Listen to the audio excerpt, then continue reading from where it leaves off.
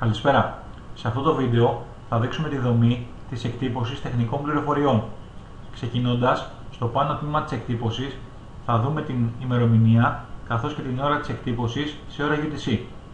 Ακριβώς από κάτω θα δούμε το είδος της εκτύπωσης, στην προκειμένη περίπτωση είναι μια εκτύπωση τεχνικών πληροφοριών. Στο 3 και στο 3α θα δούμε στοιχεία από τους κατόχους των καρτών, επώνυμο, όνομα, αριθμό κάρτας, καθώς και ημερομηνία λήξης της κάρτας.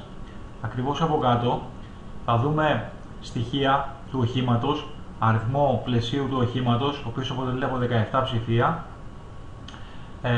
τη χώρα από την οποία προέρχεται το όχημα, τον αριθμό της πινακίδας του και ακριβώς από κάτω θα βρούμε στοιχεία του κατασκευαστή ταχογράφου, την επωνυμία του, τη διεύθυνση, τον τύπο του ταχογράφου, τον αριθμό έγκρισης, το σηριακό του αριθμό, καθώς και την ημερομηνία κατασκευής του.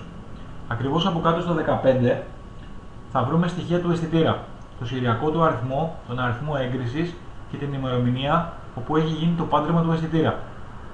Ακριβώς από κάτω στο 16 θα βρούμε τα δεδομένα της βαθμονόμησης, την επωνυμία του συνεργείου, τον αριθμό της κάρτας του,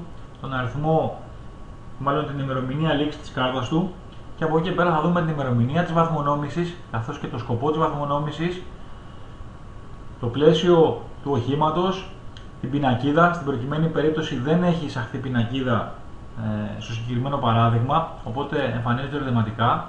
Θα βρούμε το W, το K, το λάμδα, την περιφέρεια ελαστικών δηλαδή του οχήματος όπου έχει μετρήσει το συνεργείο, το μέγεθος των ελαστικών καθώς και το πλαφόν της ταχύτητας, το οποίο έχει ορίσει το συνεργείο σύμφωνα πάντα με την κλάση του οχήματος.